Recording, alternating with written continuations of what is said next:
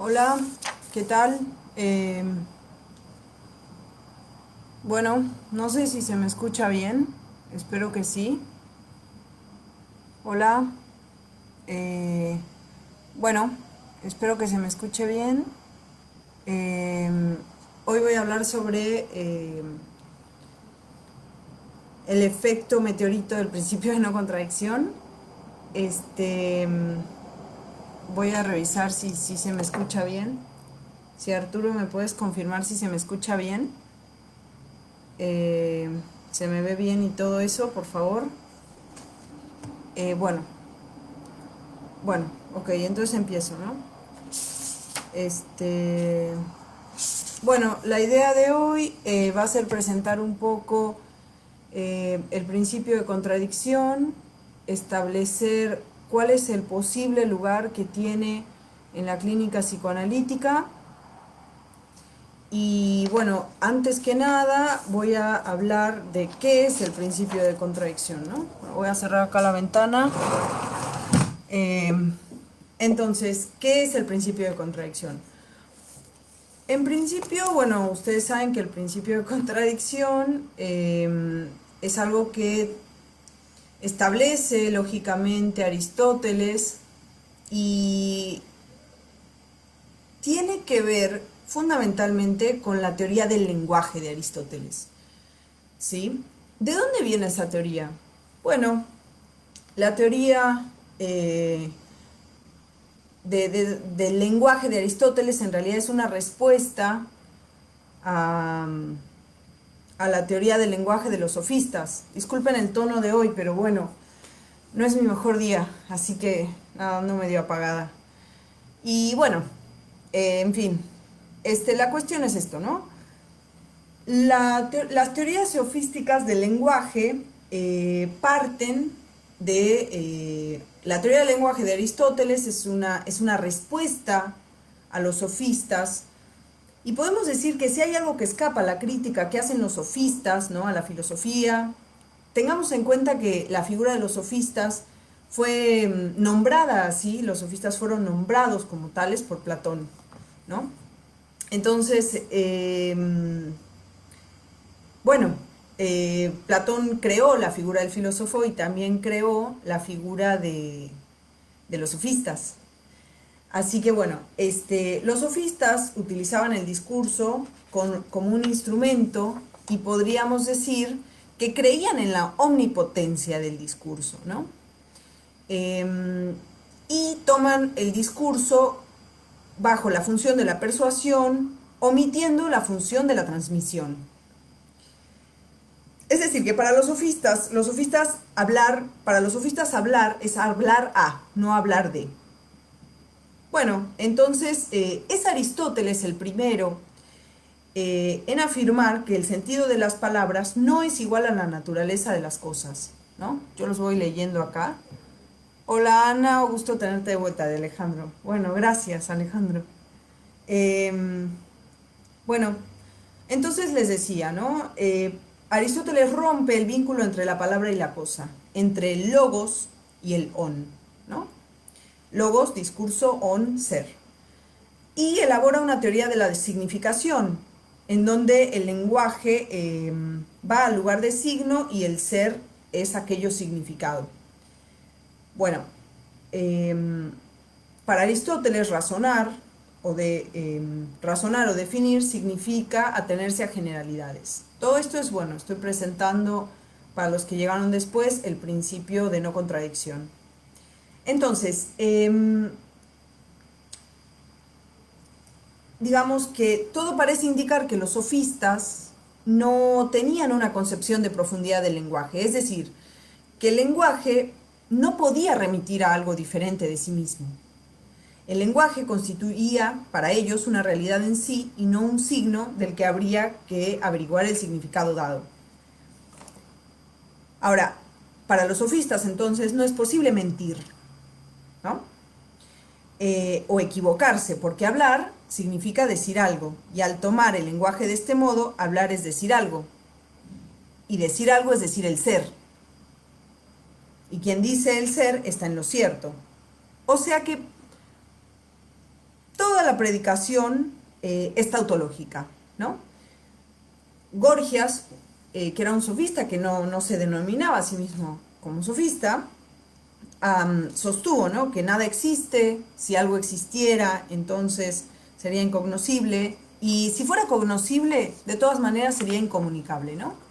O sea, encontramos nuevamente una crítica a la posibilidad de transmisión a partir del lenguaje, porque el discurso no puede revelar la naturaleza de las cosas para los sofistas, así como las cosas no revelan la naturaleza de otras, porque el discurso es una realidad sensible como todas las demás. O sea, para los sofistas era lo mismo el logos que el on. ¿Se entiende? Entonces, por eso el discurso no puede revelar la naturaleza de las cosas, porque unas cosas no revelan la naturaleza de las otras. Es decir, al ser una cosa como todas las demás, el logos solo puede manifestar lo que él es. Y las palabras resultan una mera expresión de la experiencia. El discurso, entonces, el logos no va a poder expresar al ser, porque eso implicaría ser otra cosa de lo que se es, y eso es imposible. Entonces hay una total adherencia de la palabra y el ser.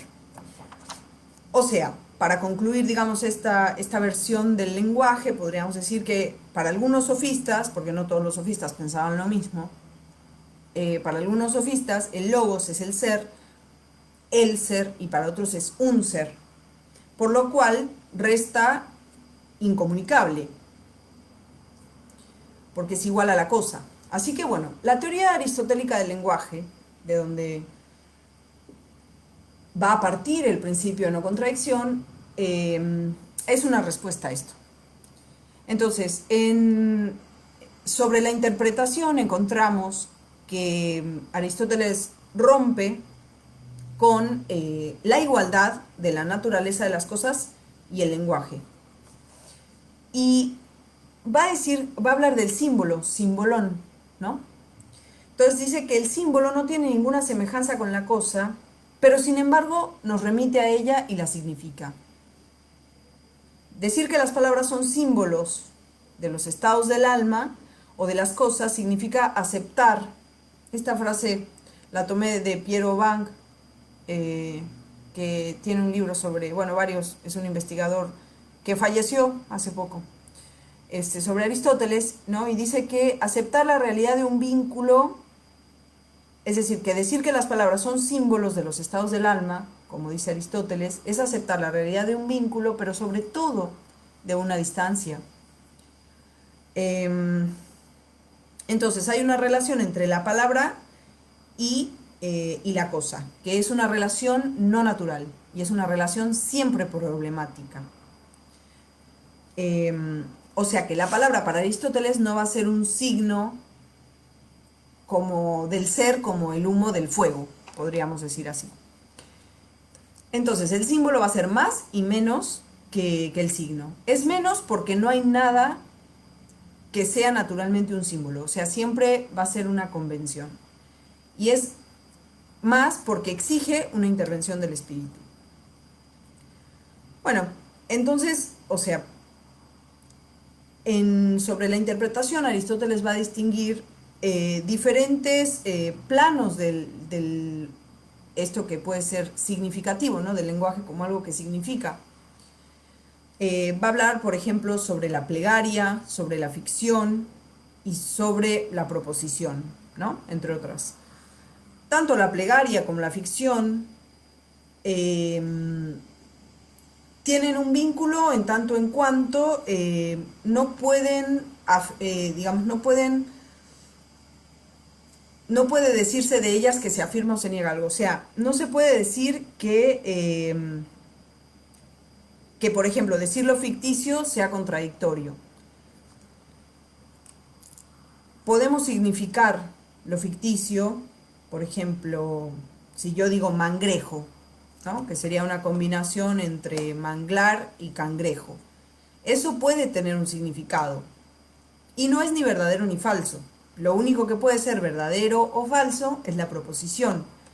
Entonces la proposición tiene esta característica de tratar de suprimir la distancia principal entre la palabra y las cosas.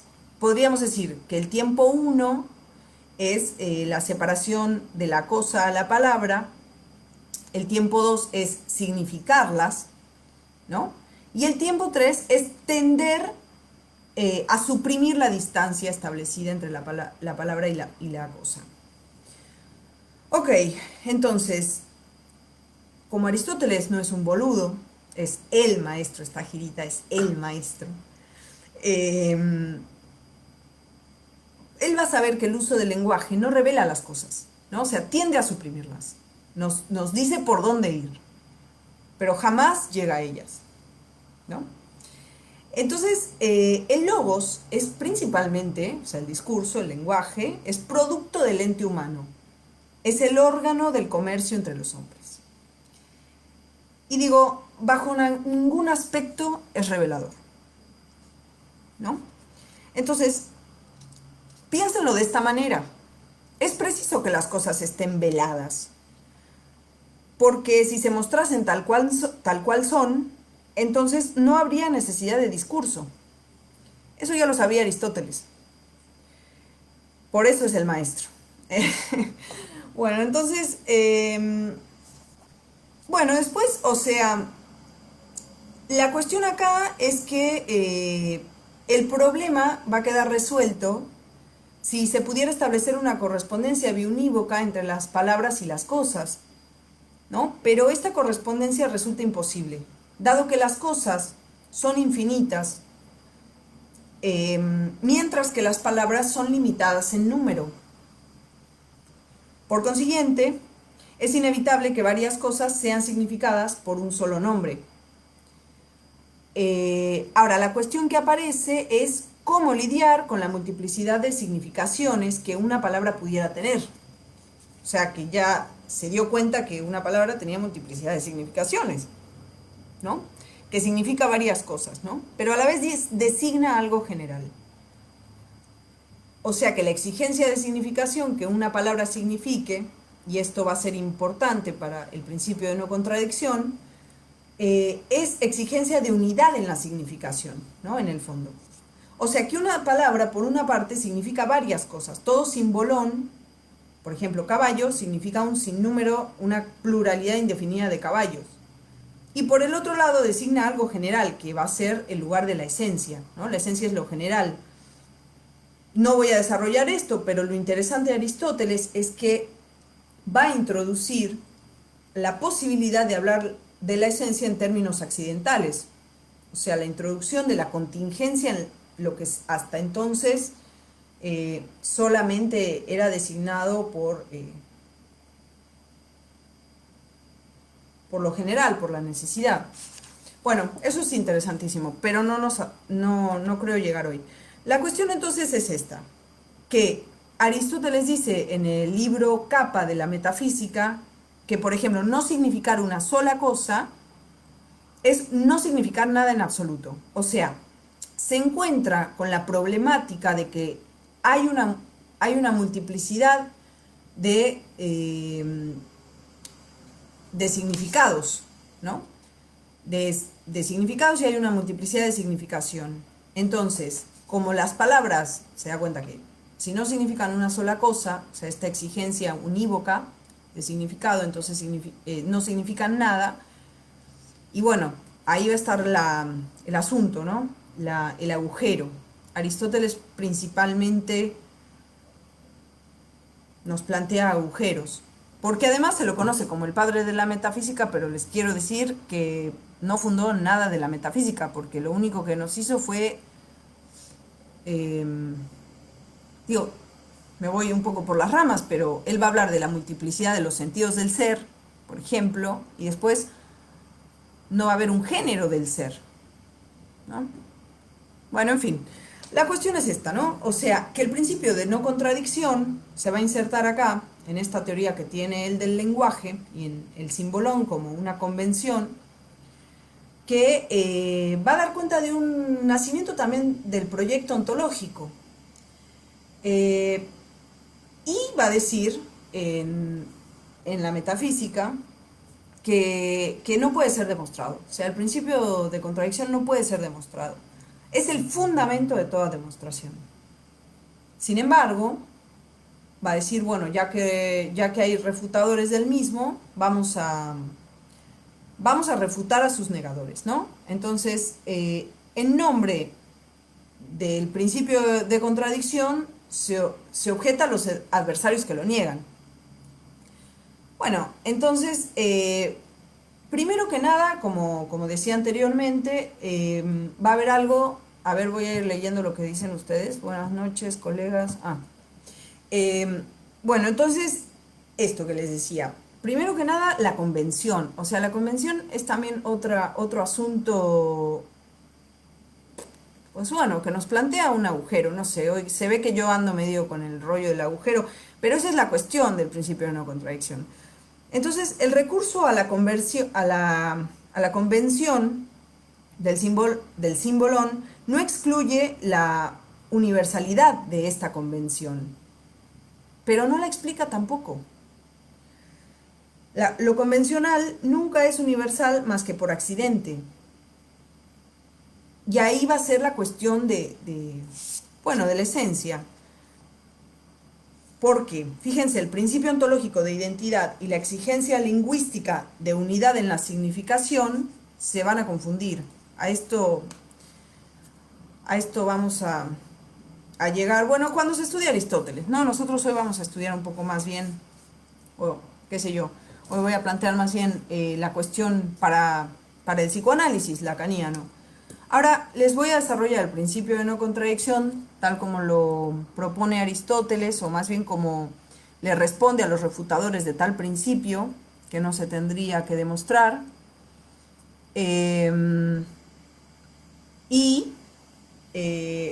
Sería esto, ¿no? Dice Aristóteles, es necesario que el interlocutor enuncie una expresión. Por ejemplo, hombre. Ok, de acuerdo. Esta palabra significa algo por convención, ¿no? Podríamos decir, podríamos decir así.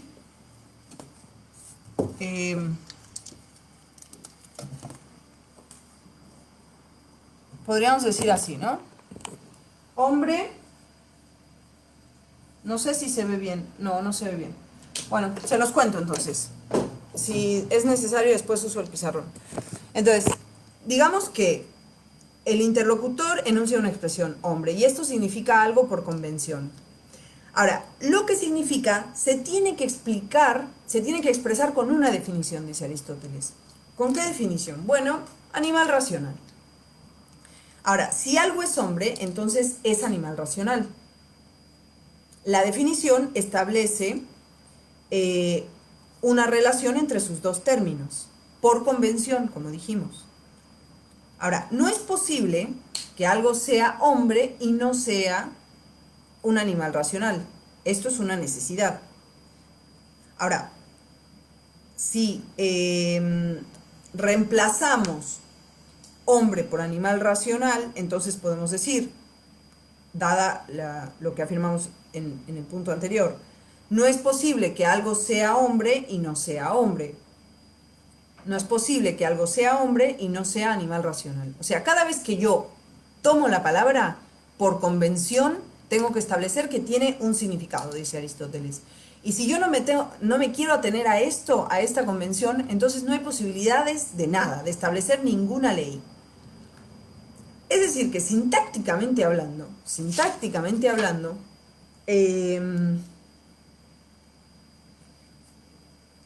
principio de no contradicción trata de la necesidad de una ley para poder tomar el lenguaje en su función, en la función que los sofistas le habían quitado, que era la transmisión y no solamente la persuasión.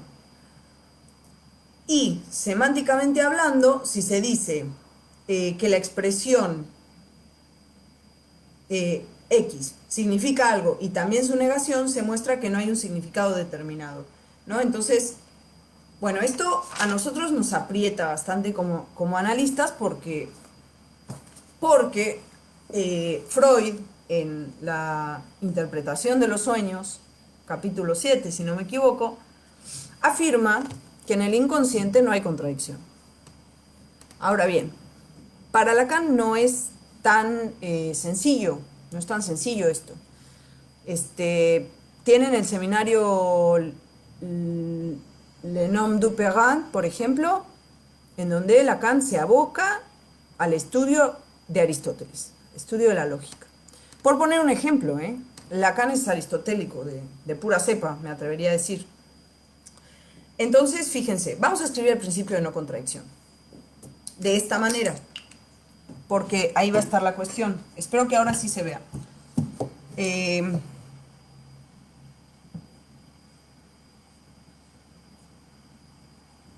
Podemos escribirlo así. Es necesario, esto se escribe, es un cuadrado y se dice así, se habla así de la necesidad. Es necesario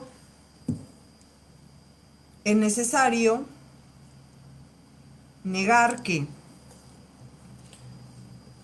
¿Qué vamos a negar? A es B y A no es B. Entonces, ahí lo que se niega, ¿se ve ahí? Sí. Lo que se niega es la conjunción, o sea, la conjunción de que A es B y A no es B. Ahora, es necesario negar esta conjunción. Fíjense que la negación recae directamente sobre la conjunción. Perdón, me faltaron unos paréntesis. Aquí. ¿No? Entonces, bueno, Aristóteles no lo escribe de esa manera, pero nosotros lo podemos escribir de esa manera. Hay una negación de la conjunción. ¿Y qué corno hacemos con eso? En la Traumdeutung, cuando Freud habla de que no hay principio de contradicción en el inconsciente, da el ejemplo del sueño, de cómo uno puede soñar con, qué sé yo, con una flor y esa flor puede remitir a muchas flores. Entonces, realmente ahí Freud no está hablando del principio de no contradicción, porque no es que se afirma, es esto, tal ente es esto y ese mismo ente no es esto al mismo tiempo, sino que más bien, a mi humilde entender, de lo que está hablando es del juicio infinito. O sea, el juicio infinito. Quiero ver si tengo el marcador negro por acá, porque... A ver, porque se ve mejor. Entonces, el juicio infinito sería este. Si tenemos A no es B, el juicio infinito sería A es no B. Ay, perdón, no se ve. Ahora, A es no B remite a que se dice que de un universo no es lo mismo decir A es no B que A no es B. Entonces, el juicio infinito lo que propone es que se afirma todo lo que no es A. Pero eso es infinito y eso no cae. Aristóteles mismo lo dice en la metafísica. Eso no cae en...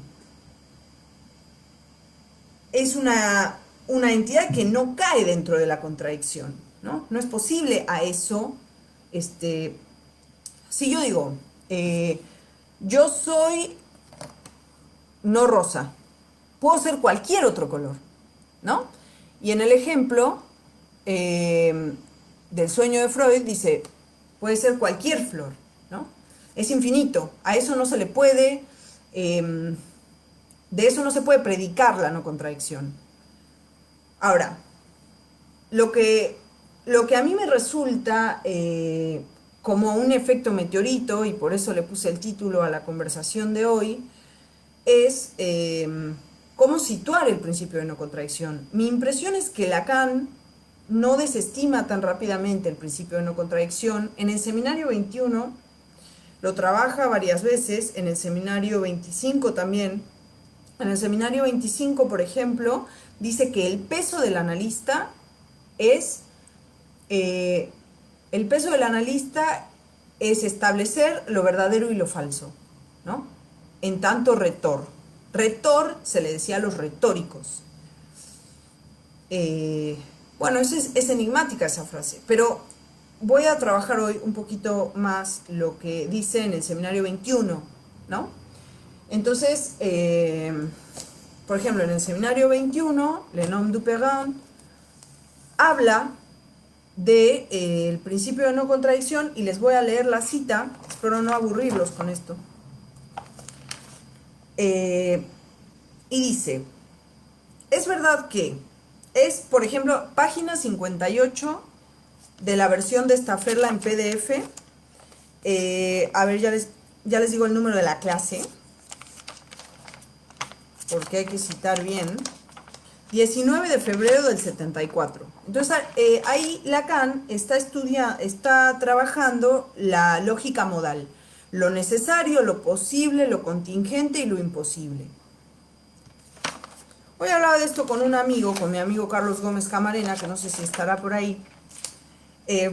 ¿No? Entonces, bueno, también lo hablé con mi amiga Mercedes. Bueno, en fin, son cosas que a mí me rompen la cabeza, ¿no? Y bueno, entonces dice Lacan, es verdad que si es verdad, bueno, dice, el principio, la contradicción no es más que, el principio de no contradicción no es más que un artificio de suplencia, pero que no es por eso menos verdadero que pueda jugar el rol de una cosa de la cual uno puede partir para inventar otros modos. Entonces va a decir que el principio de no contradicción también es un modo. ¿Qué modo? Lo imposible, ¿no? Entonces, fíjense, cuando yo les escribí así el principio de no contradicción, uy, es necesario negar esto, o sea, negar la necesidad es una posibilidad de escribir la imposibilidad. Entonces, lo imposible, lo real en este sentido es lo imposible. O sea, es imposible afirmar que A es B y A es no B. Es imposible hacer la conjunción de esas dos predicaciones. Lacan lo trabaja en la relación de lo necesario y de que afirmar que P no cesa de escribirse y no P no cesa de escribirse, que son dos modos de decir lo necesario. Ustedes saben que lo necesario es lo que no cesa de escribirse y lo imposible es lo que no cesa de no escribirse. Ahora, Lacan lo escribe en el seminario, no como lo escribí yo, de A es B y A no es B, y A es no B, perdón. Es decir, la necesidad de negar la conjunción de esos dos predicados, sino que Lacan lo hace simplemente con dos suertes de axiomas, ¿no? Y dice, lo real es afirmar P y no P. Eso es lo real. Entonces, les sigo leyendo la cita. Les recuerdo, la contradicción es un artificio de suplencia que nos permite inventar otros modos que no sean lo imposible. Ahora, solamente hay una cosa entre todas estas contingencias que podría testimoniar de la presencia de lo real. Es lo que se anticipa en el decir, dire, en tanto se soporta en el principio de no contradicción. O sea, acá tenemos varios conceptos de Lacan, ¿no? Por ejemplo, la cuestión del decir. Hay algo del decir, que ustedes saben, Lacan trabaja el decir como aquello que se desliza en el interlineado del dicho. Y podríamos pensar, quizás el principio de no contradicción tiene un peso en la clínica psicoanalítica en tanto en cuanto el sujeto en cuestión debe de ser llevado ahí. Y eso ensaya una respuesta del sujeto. Por ejemplo, la contradicción que se establece entre el deseo y lo que se quiere. Y ustedes acá me dirían, hey, pero ¿qué onda? Vos ahí estás hablando del deseo y de lo que se quiere. Entonces yo les respondo, pero el deseo es el no querer, ¿no? Digo, llegar a esa contradicción en un análisis, indefectiblemente posibilita una respuesta del sujeto. Ahora, ¿qué significa esa respuesta del sujeto? Bueno, es complicado, porque ahí Lacan va a decir, se trata de una invención. Y acá todos aplaudirían de pie y dirían, ah, la invención, buenísimo. Bueno, y justo de esto hoy hablaba con Carlos, ¿no? Porque la invención para Lacan no es algo progre, ¿se entiende? No es peronista la invención. Digo, perdón si alguien... pero bueno, nada. Digo, la invención para Lacan es un concepto muy complejo que también trabaja en este seminario. De hecho, en este seminario es cuando dice, si yo inventé algo fue el objeto A. Les sigo leyendo la cita para que pensemos, digo, qué cagada esto de que sea online, qué cagada y qué bueno, ¿no? Porque eso permite, yo no estoy en México, pero digo, o sea, nada, Lacan es complicado. Bueno, entonces fíjense, dice que la contradicción, hay una cosa entre todas estas contingencias que podría testimoniar de la presencia de lo real. Es lo que se anticipa en el decir, en tanto se soporta en el principio de no contradicción. A ver si alguien acá está opinando algo o no. Bueno, entonces, sigue diciendo Lacan, nada hay como la lógica para elevarlo a la dignidad de un principio y permitir no asegurar ningún real, sino reencontrarse con lo que éste podría ser cuando lo hayan inventado. O sea, reencontrarse con lo que ese real podría ser cuando lo hayan inventado. Es decir, para todo saber hace falta invención, dice Lacan. Eso es lo que pasa en todo encuentro primero con la relación sexual. Es decir, que el principio de no contradicción se establece como lo real lógico, aristotélico, es decir, lo imposible, de escribirse como tal o de plantearse como tal. Pero además es la respuesta inventiva a la relación sexual que no hay, o sea, al agujero. También en este seminario Lacan habla de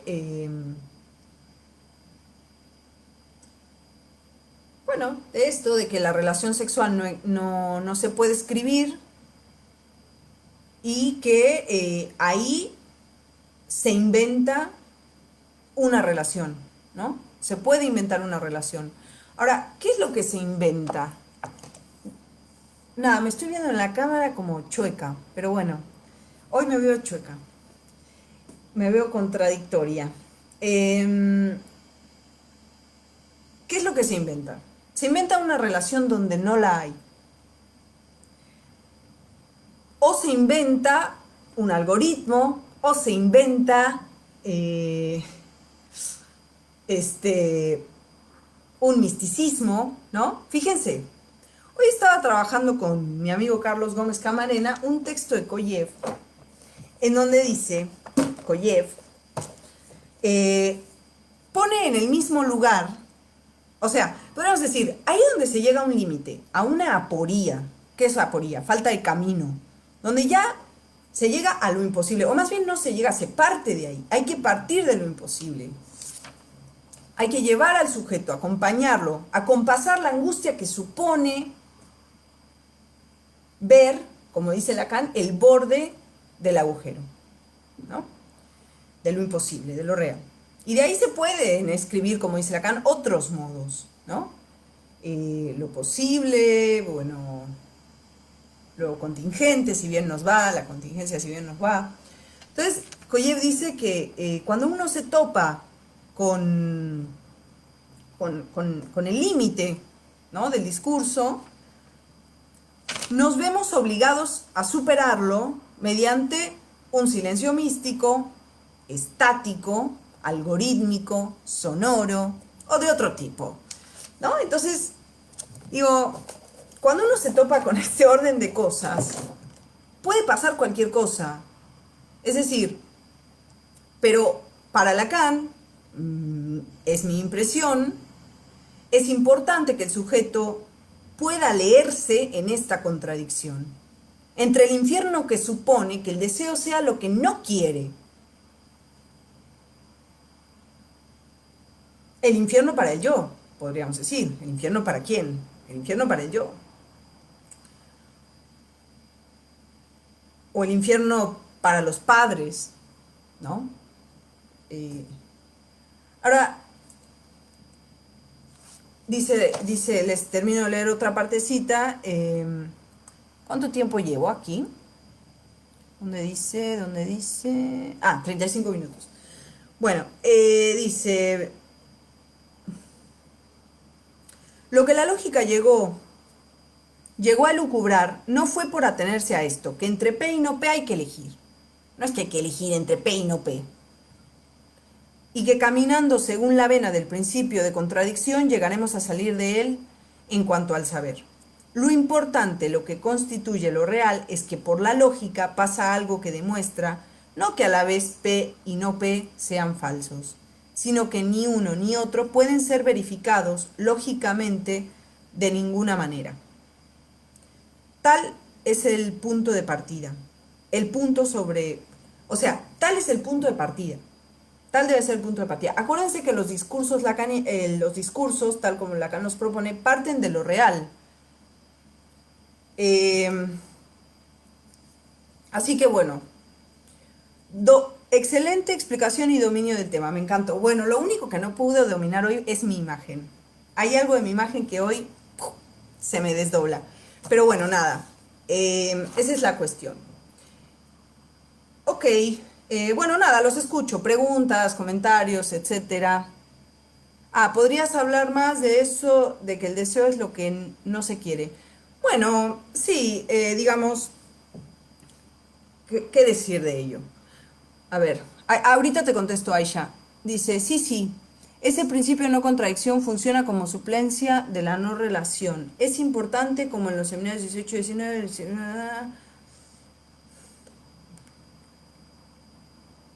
como suplencia de la no relación.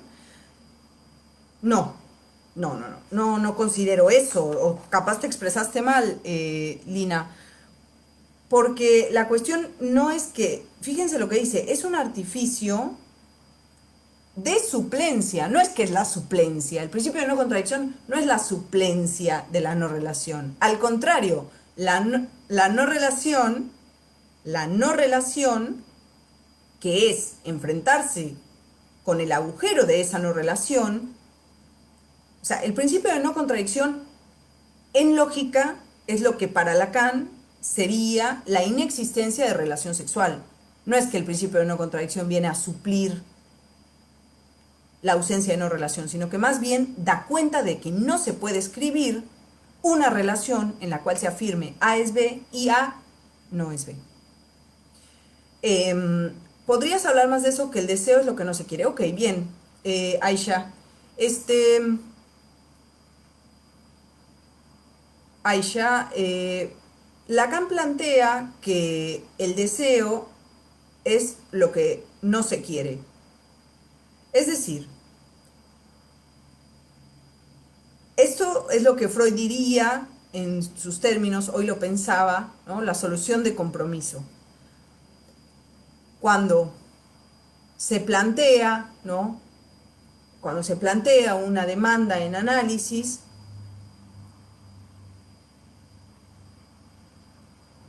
se plantea algo que se cree que se quiere, pero que en realidad no se quiere. Bueno, entonces, bueno, no sé, a ver, por poner un ejemplo, ¿no? Alguien viene y demanda, bueno, quiero, no sé, tener un hijo, ¿no? Y viene y habla sobre el hijo, sobre cómo eso le empieza a hacer síntoma, entonces hace algún tratamiento, pero resulta que el cuerpo expulsa los huevitos que le insertan a esta madre, y resulta que el cuerpo, que su cuerpo no sostiene esto, ¿no? Digo, eso se puede leer de una manera significante en la historia de una persona, y digo, ahí quizás el deseo es algo del orden de lo que no se quiere, ¿no? Y que resulta un infierno para el sujeto. Digo, uno puede afirmar que quiere las cosas, pero quizás el proceso para poder afirmar eso que se quiere sea un precio que todavía no se ha querido pagar. No sé si fui más o menos clara. Em, bueno, sería una respuesta a la no relación. El principio de no contradicción sería una respuesta a la no relación. Te diría que es un modo de plantear la no relación. La respuesta es la invención. Ahora, eso que se responde como invención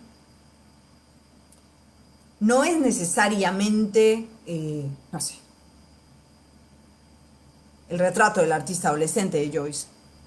Eso que se plantea, que Lacan plantea como invención, es lo que en algunas ocasiones termina siendo un síntoma, ¿no? De hecho, Lacan en el seminario 24 y en el seminario 23, en el 24 dice que toda invención no es más que un síntoma. O sea, se inventa ahí donde no hay relación, un síntoma. Y en el seminario 23 dice que toda invención es un síntoma. Y un síntoma muchas veces es hacer una relación donde no la hay, digamos, reparar los puntos de falla del nudo de una manera tal que sin ese síntoma el nudo se desarma. Entonces genera también una dependencia, ¿no? Ahí ese síntoma del sujeto. Bueno,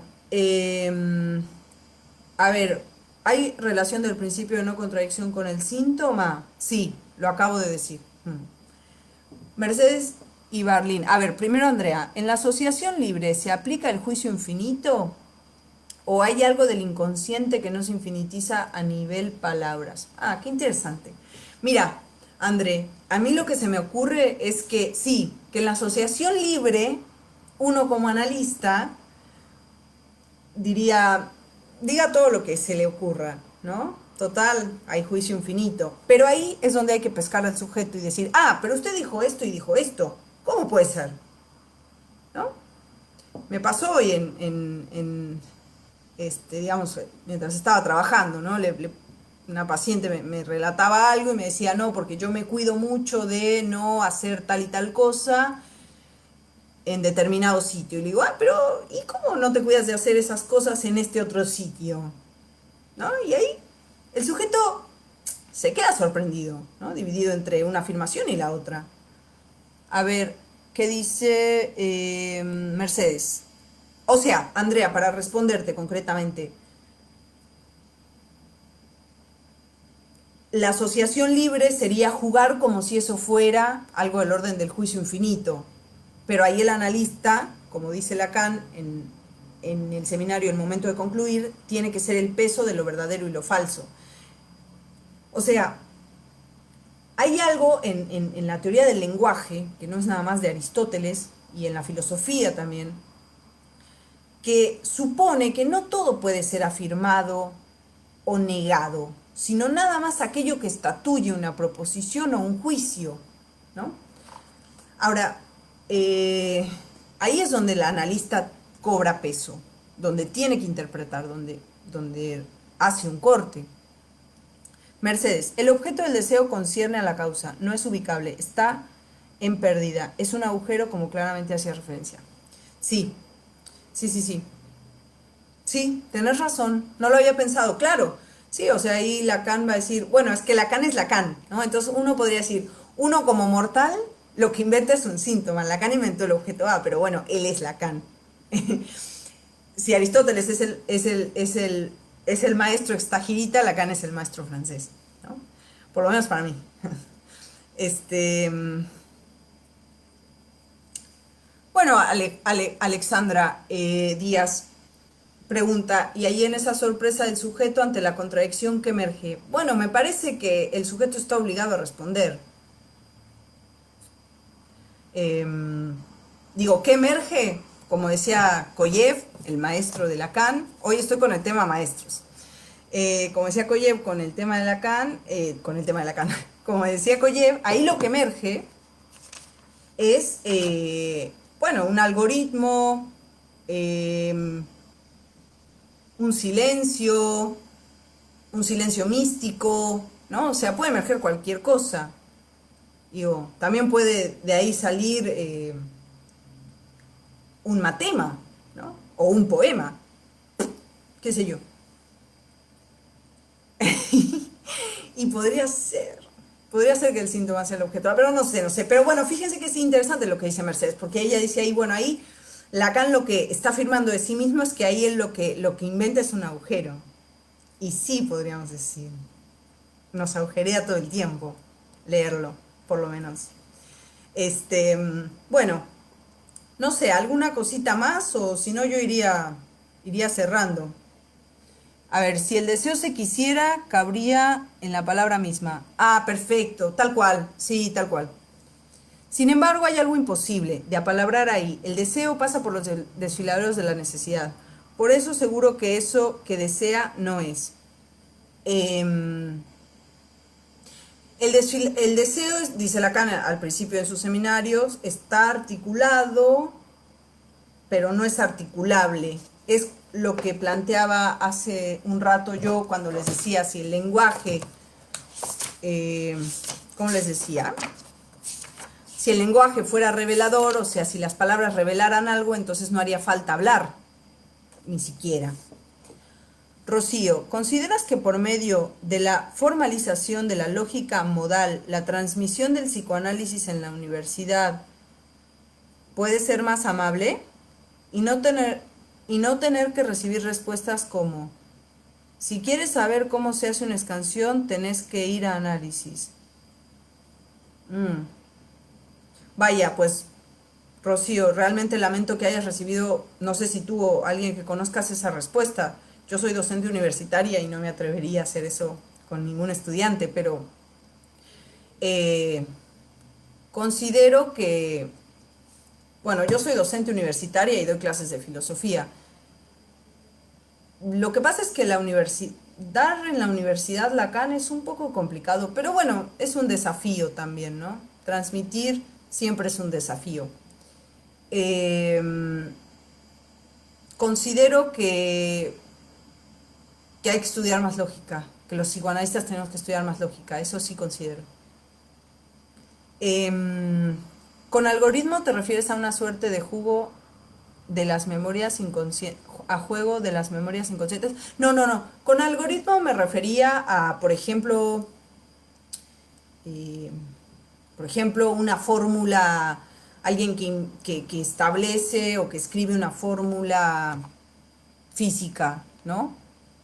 O la teoría de la relatividad, digo.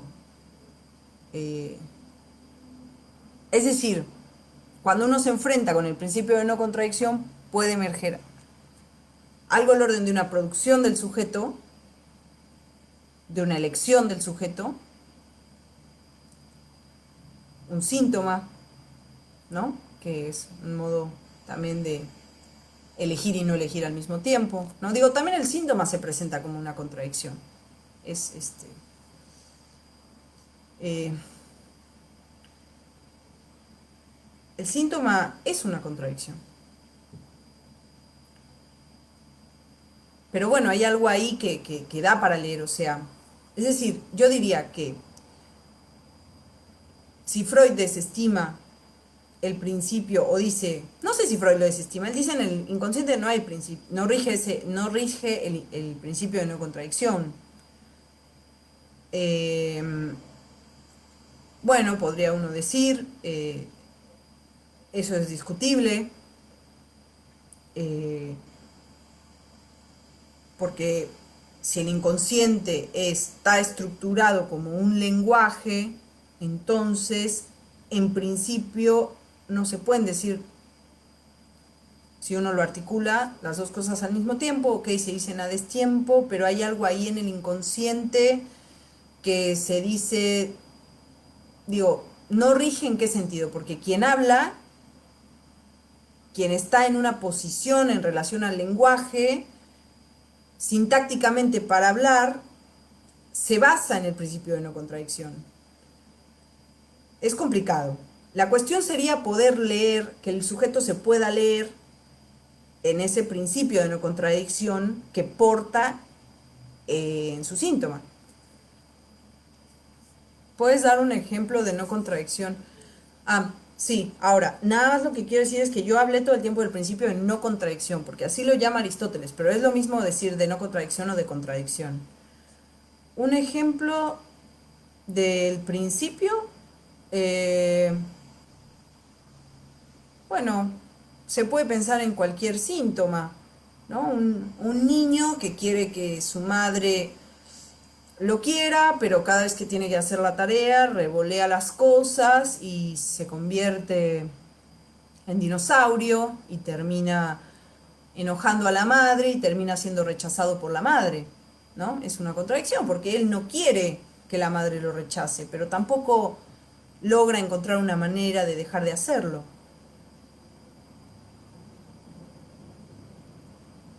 Dice Mechi, es interesante cómo definís el síntoma en Lacan, porque la psicología del yo lo pensaba al yo estructurado como un... claro, sí, al yo estructurado como un síntoma. Sí, sí, no, no, el síntoma es... Sí, sí, en Lacan, bueno, el síntoma ya saben, tiene toda su complicación, porque bueno, en principio Lacan lo plantea relacionado con la verdad y con aquello que puede, digamos, ser trabajado desde las leyes de la metáfora, la metonimia, y por otro lado, ¿no? A partir de determinado momento lo empieza a trabajar más en torno a, bueno, a un nudo de significantes que, que parecieran ser puntos en el espacio que resuenan bueno, que no tienen ni pies ni cabeza, ¿no?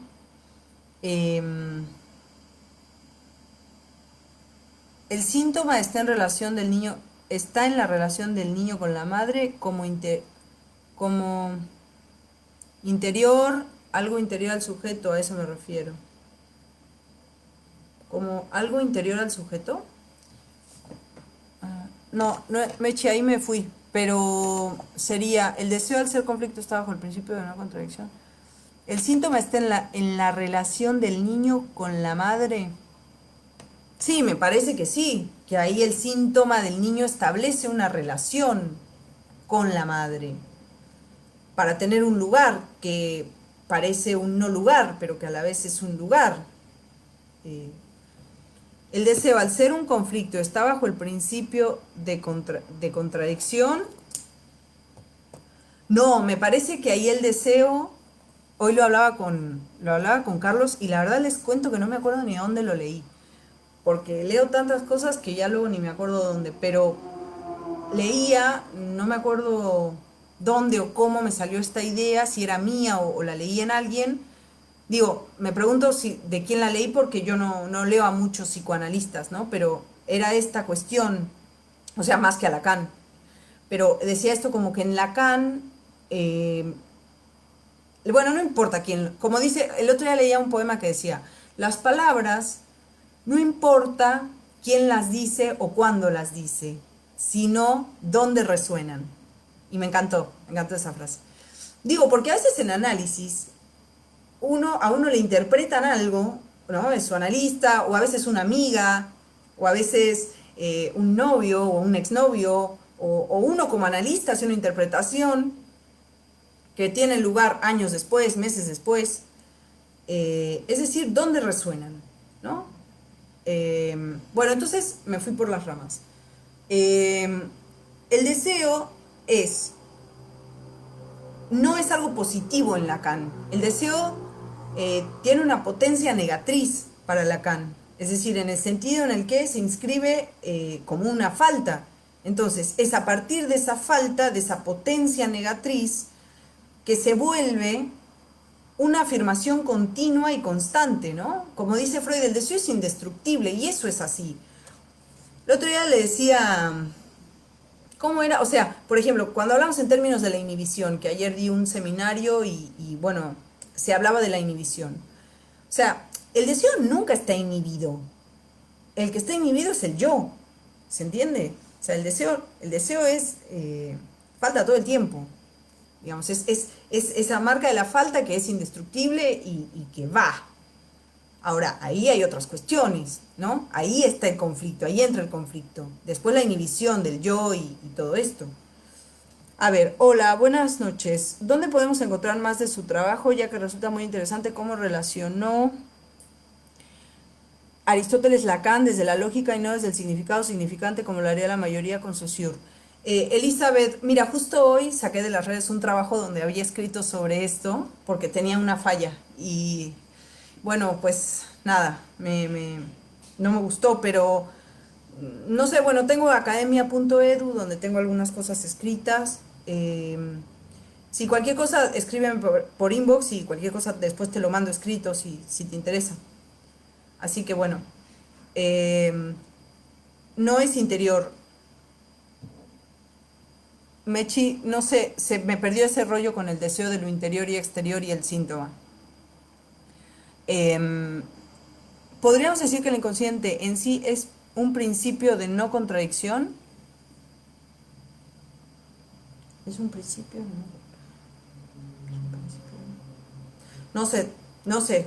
Tendría que pensar esa pregunta. O sea, la pregunta es, ¿podríamos decir que el inconsciente en sí es un principio de no contradicción? El deseo en sí es un principio de no contradicción. No, porque el principio de no contradicción, no, precisamente no, porque el principio de no contradicción o principio de contradicción lo que plantea son dos afirmaciones incompatibles. Lo que estoy diciendo es que el deseo es una afirmación que puede resultar incompatible con con lo que se quiere, pero que en sí misma tiene una potencia negatriz afirmativa, ¿no? Y constante. A ver, dice Aimechi, la idea de interior es lo que rebatía Lacan, por eso destacaba tu modo de resaltarlo en el ejemplo. Ah, ok, ahora sí, Mechi, ahora sí entendí. Agustín Palmieri. Al borde del agujero lo que emerge es una posición ética, una destinación subjetiva, que más que lectura es escritura, la del sujeto.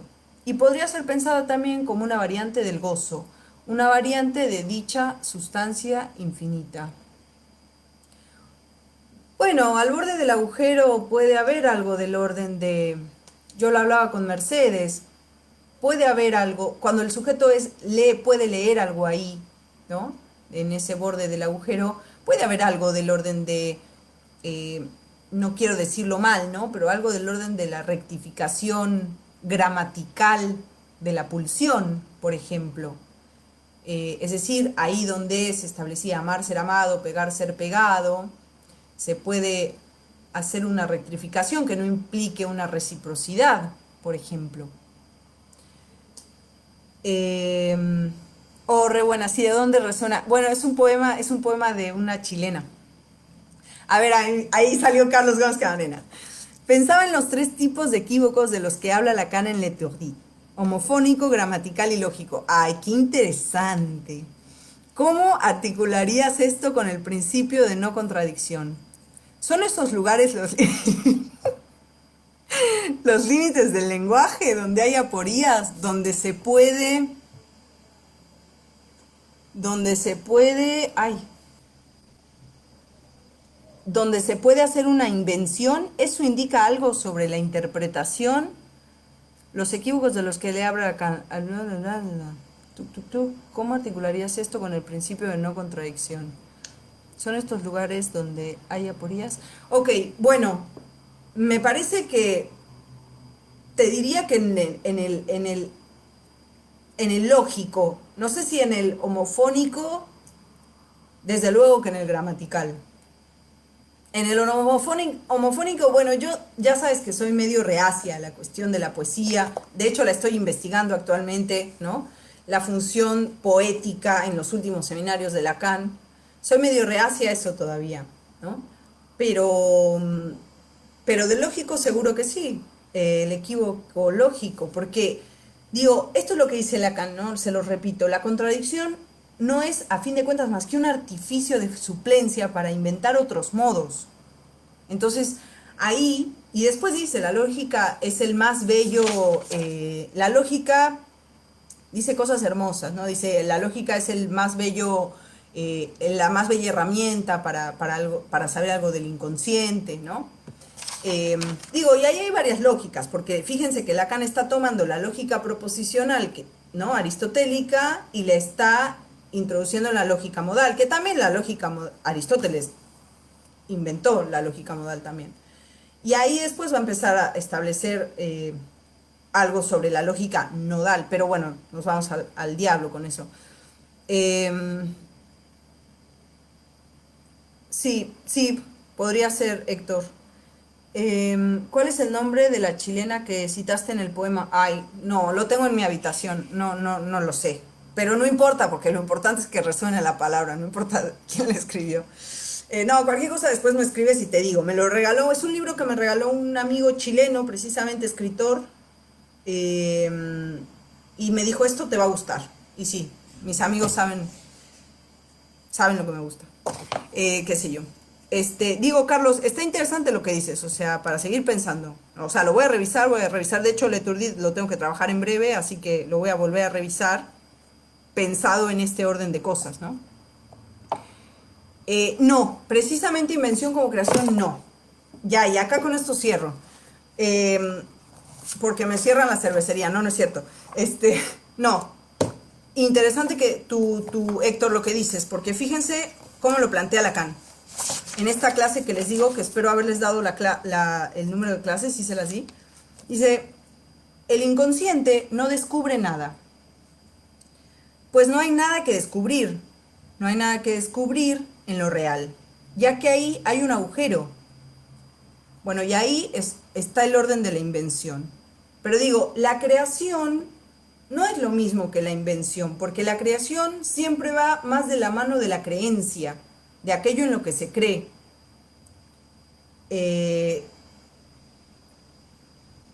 Digo, y la creencia tiene que ver con el discurso del otro. La invención, podríamos decir, tal como la empieza a trabajar acá Lacan,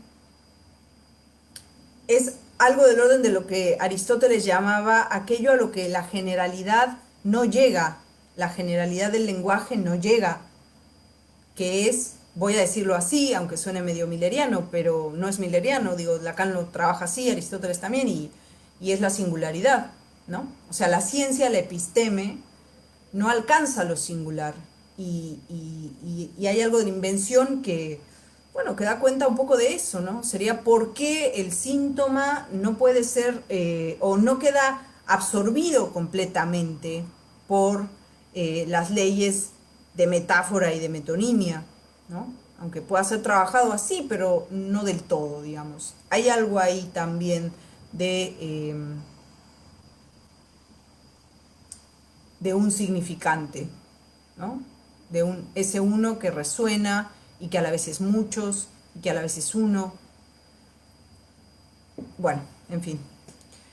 En el inconsciente no se descubre nada, en el sentido en el que, bueno, puede ser algo no nacido, dice Lacan en el seminario sobre los conceptos fundamentales, pero dice acá, ahí hay un agujero, y es preciso sobre el borde de lo real, de ese agujero. La invención como producción. Bueno, es que ahí fíjense, ahí hay muchos términos, ¿no? Tenemos la cuestión de la producción, como también ligada, la producción está más bien ligada al plus de gozar, trabajado en el seminario 16 y 17, en radiofonía también, como falta en gozar. Digo, no caer en esta cuestión de también nosotros generalizar, ¿no? O sea, da lo mismo aserrín que pan rallado, porque no es así. Digo, hay hay términos que se usan para trabajar ciertas cosas y términos que se usan para trabajar otras. Y yo desconfío mucho de meter en una sola canasta tantos términos, ¿no? Ya producción, invención, creación. Lo que sí yo quería transmitir hoy es algo de esto de la invención, o sea, que lo hablé hoy con Carlos, ¿no? O sea, la invención no es algo progre, o sea, puede ser tanto un matema como un poema, como un síntoma, como un sintón, digo, y en definitiva, digo, puede ser también teología mística ahí, ¿no? Algo del orden de lo extático. eh, Creo que en todo caso lo que un análisis permite cuando un sujeto puede leerse en el principio de no contradicción es dar una respuesta a la altura de su deseo. Yo creo que cerraría un poco la idea con eso. Bueno, nada, ya, ¿cuánto tiempo ya? 1 hora 5 minutos, ya está, dejamos por hoy. Cualquier cosa, referencia al poema, veo que les gustó, me escriben por inbox y les paso bien la data. Bueno, bueno, muchas gracias por escucharme y bueno, espero que, nada, que les haya por lo menos abierto un poco la cosquilla de la lógica, ¿no?